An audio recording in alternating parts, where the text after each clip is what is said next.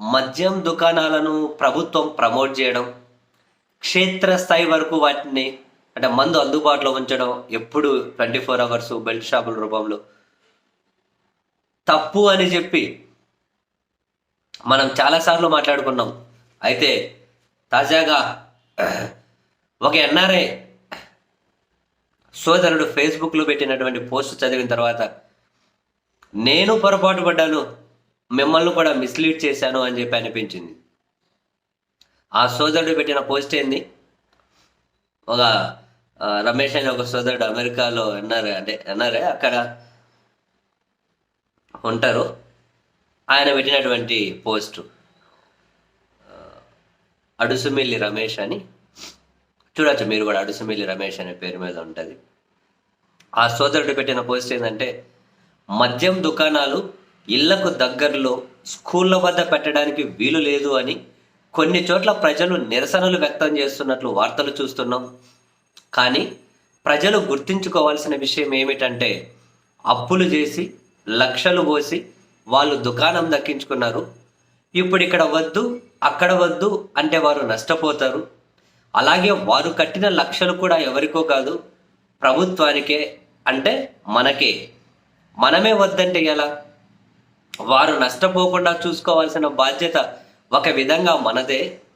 అయినా లక్షలు పోసి దుకాణం దక్కించుకున్నవాడు మీరు వద్దనగానే సరేలే అంటే అతని కుటుంబం బజారున పడుతుంది. మీ ఒత్తిడికి తలొగ్గి షాప్ ఎక్కడో దూరంగా పెట్టినా మీకు అందుబాటులో ఒక్క బెల్ట్ షాప్ అయితే పెట్టక మానడు. అలాగే మొన్న ఒక వీడియోలో స్కూలుకు పోవాల్సిన టీనేజ్ కుర్రాడు బెల్ట్ షాపులో మందమ్ముతున్నాడు. ఈ చదువులు చదివి ఉద్యోగం వస్తుందో రాదు అనే టెన్షన్ లేకుండా ఇప్పటి నుంచే పని నేర్చుకుంటున్నాడు. మెచ్చుకోండి. అయినా అందుబాటులో మందు దొరుకుతుంటే ఆనందపడాలి, కానీ నిరసనలు వ్యక్తం చేయడం ఏమిటి? అలవాటు లేని వారు కూడా అలవాటు చేసుకొని తాగనిదే వర్కౌట్ అవ్వదు. ఒకప్పుడు తాగుబోతులు ఆర్థిక వ్యవస్థకు మాత్రమే ఉపయోగపడేవారు. ఇప్పుడు వారినే పెద్ద ఓటు బ్యాంకుగా కూడా మార్చుకుంది మన రాజకీయ వ్యవస్థ. అర్థం చేసుకోండి. పొట్ట నిండా తాగండి, కంటి నిండా నిద్రపోండి.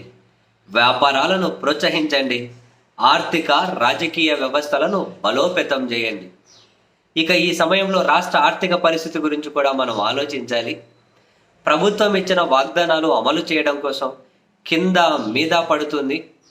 గతంలో ప్రభుత్వం బటన్ నొక్కినప్పుడల్లా ప్రజలు వచ్చిన డబ్బుతో ఏదో ఒకటి కొని చిన్న వ్యాపారాలు నిలబెట్టేవారు.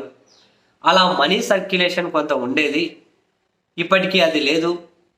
ప్రజల దగ్గర ఉన్న కొద్దిపాటి డబ్బును ఈ మద్యం దుకాణాల కోసం ప్రభుత్వానికి కట్టేశారు.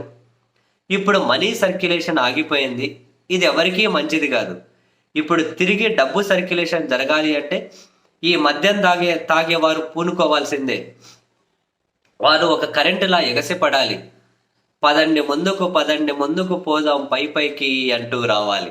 పదండి ముందుకు పోదాం పైకి అంటూ రావాలి అని కింద మీరు పెద్ద స్క్రీన్ మీద ఉన్నారనుకోండి, చూస్తున్నారనుకోండి, ఇదంతా కింద చిన్నగా అక్షరాలు పడ్డట్లు ఈ అన్న కూడా చిన్నగా మద్యపానం ఆరోగ్యానికి హానికరము అని రాశారు.